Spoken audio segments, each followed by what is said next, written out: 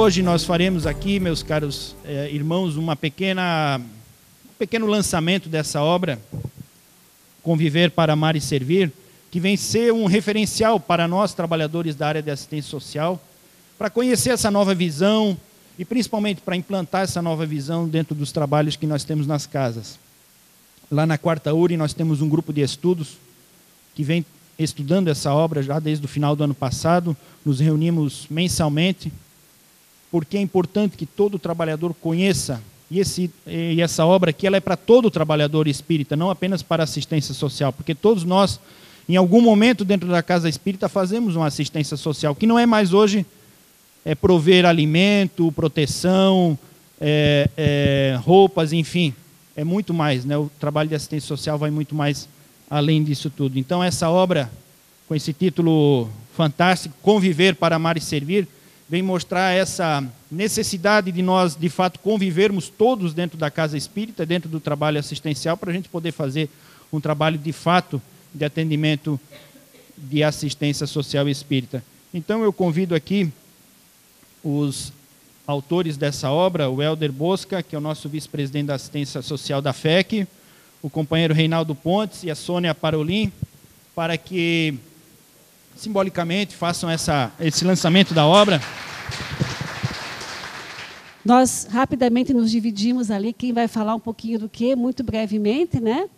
E eu vou falar um pouco da construção desta obra, que ela iniciou em 2009 com um trabalho bastante rico de buscarmos todas as anotações e as fitas em VHS que o Mário deixou gravado, porque ele construiu essa metodologia vivenciando com as pessoas que estavam com ele as discussões, as construções, e ele entendia com muita profundidade a doutrina espírita, e tinha também nos livros de Amélia Rodrigues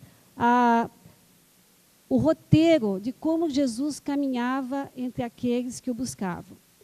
Então, fomos construindo, buscamos várias pessoas também que nos ajudaram. E para aqueles que forem buscar o livro, a gente sugere, ao ler a introdução desse trabalho, que nós, os organizadores, buscamos situar o leitor, porque, assim, rapidamente, quantos daqui conheceram Mário Barbosa? Muito poucos, né? Já faz há mais de 20 anos que ele está desencarnado. Então, assim, como que é que as pessoas que não viveram com ele, que não ouviram dele as discussões, além de poder acessar as fitas em VHS, que estão agora no site do próprio evento, né? Como é que vão entender de que perspectiva ele falava, a partir de quais princípios ele falava, para qualquer trabalhador espírita? O Mário não selecionava pessoas formação A, B ou C, ou trabalhador de tal ou tal área.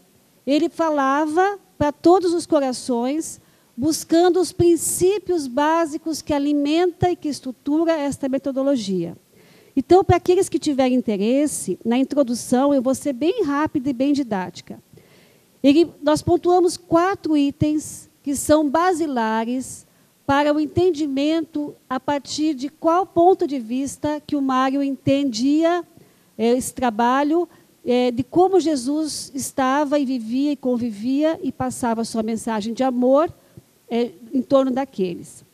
Ele fala da verdadeira caridade, o Reinaldo situou muito claramente aqui pela manhã, o benefício para aquele que a pratica, buscando autenticamente, nós conseguimos nos colocar ao lado daquele que está conosco, e não, como também o Reinaldo pontuou, no papel de quem tem mais, que domina quem tem menos, né? A construção de uma nova sociedade como obrigação de todos nós, usando a inteligência para estabelecer o bem na face do nosso planeta, em qualquer situação, em qualquer circunstância, que nós tenhamos acesso e possamos impregnar as nossas ações transformadoras, e, portanto, a transformação do mundo pela educação, pela autoeducação e pela alicerçar novos hábitos. A doutrina espírita é bastante clara quanto a isso, e como que nós podemos, a partir de alicerçando novos hábitos, conseguimos transformar o nosso meio e, assim, e transformando a nossa forma de ver o mundo, de viver o mundo e de ver o homem que está conosco e vivendo conosco. Agradeço a oportunidade e agora eu passo para o Helder. Então, mais uma vez aqui conversando um pouquinho, falar um pouco do Mário, né, do nosso querido Mário, como dizíamos. É uma grande amiga que diz que o Mário tinha, vou usar essa expressão, uma capacidade muito grande de agregar pessoas ao seu redor. E essa capacidade de agregar significava envolvimento ao trabalho, dedicação ao próximo, construção de diálogo, vivendo profundamente, né, o Evangelho no cotidiano. A nossa trajetória com o Mário foi de amizade, foi por dentro do movimento espírita e foi profissional. Mário da Costa Barbosa era assistente social de formação.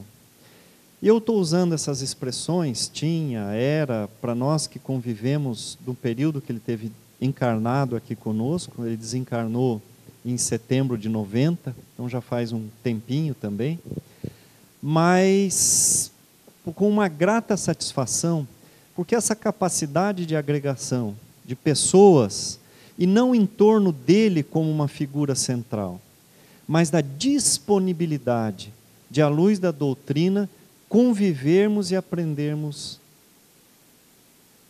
com Jesus.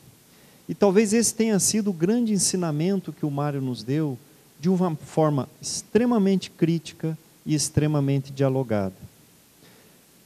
Vir com afirmações, quaisquer que sejam, por mais verdadeiras que fossem à luz da doutrina, sem um pouquinho de argumento e sem um volume denso de experiência e de vivência, confesso para vocês que não se sustentava com o nosso amigo Mário. Ele era o primeiro a dizer: um exemplo, o que você fez hoje a partir disso que você está falando? Aonde você encontrou isso nas obras de Kardec e na codificação? E a pergunta às vezes vinha particularmente, às vezes vinha coletivamente, em várias vezes nos convidava para fazer palestra, e no meio da palestra, nosso querido Mário dizia assim: o que você está falando está equivocado, Kardec nunca disse isso, né? E aí, mas ele fazia de uma maneira muito sincera, às vezes dura e fraterna. Esse era o Mário, não posso deixar de falar disso. Mas a alegria, né, da gente poder partilhar a obra do Mário, na verdade, como a Sônia falou, nós construímos e buscamos esse material que está registrado por ele. É assim, a satisfação de ver que, passado esse tempo do seu desencarne, as ideias, as experiências, elas vêm à tona num momento diferente de quando ele propôs. Houveram mudanças na política nacional de assistência, na discussão da assistência, não havia ainda política nacional de assistência. Mário já nos alertava, cobrava sobre isso. Enfim, essa caminhada é um reencontro com várias questões que ele colocava. E o reencontro mais bonito é exatamente esse que se dá pelo diálogo e pela construção, que o Mário tanto exigia e exercitava e vivenciava conosco. E foi esse exemplo que nos aproximou. Hoje somos grandes amigos, fazendo outras amizades e vivendo aquilo que registra-se no livro com nossa querida Amélia Rodrigues, quando ela diz que é a vida, né, de Jesus perpassando, atravessando muitas outras vidas. Então a oportunidade de ter, né, os textos do Mário conosco, para que a gente possa repartir, continuar dialogando com ele, é de uma alegria muito grande, e talvez essa seja uma das grandes contribuições. Se a experiência com ele naquele momento foi no passado, né, com a clareza doutrinária e com a possibilidade de favorecer o acesso, a presença do Mário continua muito próxima de nós, como sempre foi. É uma forma de partilhar um pouquinho esse carinho que a gente tem com ele e que acho que é uma oportunidade de conviver um pouco mais com vocês. Aqui não cabe personalismos, nem nossos e nem dele. Ele foi muito cuidadoso quanto a isso. Mas é inegável que tem uma autoria, que é a parte do espírito Mário Barbosa trazendo a sua síntese. E ele usou essa síntese não só no movimento espírita, no pensar espírita, mas ele usou isso na política pública. E graças a ele ter usado isso na política pública, hoje nós temos a influência do pensamento e das práticas que se desenvolveram na década de 80, na Fundação do Bem-Estar Social do Pará, da qual foi presidente, no Estatuto da Criança e do Adolescente, na Lei Orgânica da Assistência. Anteontem eu dava aula sobre assistência e lembrei que o PAIF, que é o Programa de Atenção Integral à Família, que está hoje na LOA, aliás, que está hoje na Política Nacional de Assistência Social, que é um programa obrigatório dos Centros de Referência de Assistência Social, foi um programa que teve a inspiração, passou pelo Lar Fabiano de Cristo, mas também passou pela inspiração de Mário, na época da Fundação do Bem-Estar Social, quando criou os grupos de convivência, o E7, na década de 80. Foi antes da Constituição, portanto. E essas experiências vividas no Pará, nós fomos aprendizes dela. Não apenas como espírita, mas como profissionais. Eu trabalhei na Fundação, Helder e Sônia também. E foi uma escola para nós, ver o Mário espírita, um homem público, utilizando os conteúdos que hoje que está aqui. A única diferença é a linguagem, mas o conteúdo é o mesmo, o fundamento é o mesmo, a convivência. O espaço de convivência, essa expressão, está no livro e estava na política lá. Tinha um programa chamado E7 lá, Espaço de Convivência, Criatividade e Educação pelo Trabalho, que era um trabalho com crianças no turno oposto ao da escola, de 0 a 14 anos, e que era um trabalho de socialização, de empoderamento, de alimentação, de reforço escolar, e que na convivência, criatividade, desculpa, falei criatividade, Deus me livre, a Sônia é a mulher da criatividade, ela nos inspira. E esse trabalho foi inovador, e ele subsiste até hoje, já faz o quê? Mais de 20 anos que o Mário desencarnou, e já faz mais de 20 anos que essas experiências ocorreram, e está na política nacional. A ideia do espaço de convivência como um espaço de formação cidadã.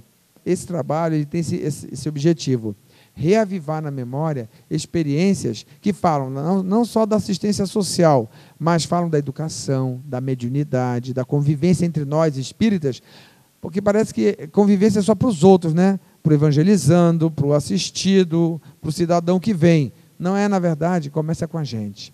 Então, lendo o pensamento que ele sintetizou de Jesus e de Kardec, nós somos convidados a repensar como convivemos, como somos construtores ou não da fraternidade no centro espírita. Então, os conceitos fundamentais que estão desenvolvidos no livro são o espaço de convivência, o trabalho, a criatividade e a educação. A síntese deu o que a gente chama de metodologia do E7, que é do espaço de convivência, criatividade e educação pelo trabalho, para repensar a nossa evangelização, a nossa convivência, o nosso trabalho assistencial, sempre na perspectiva de que nós, através dessa metodologia, estamos nos evangelizando. E, ao fazer isso, nós estamos fazendo aquilo que o Helder lembrou, que está como citação na capa, praticamente na segunda capa do livro, né? Que é uma citação de Amélia Rodrigues, que o Evangelho é a vida de um homem através de muitas outras vidas, que é o que nós deveremos tentar fazer. Muito obrigado, era isso. Sem personalismo, mas com reconhecimento ao trabalho que vocês fizeram. Muito obrigado.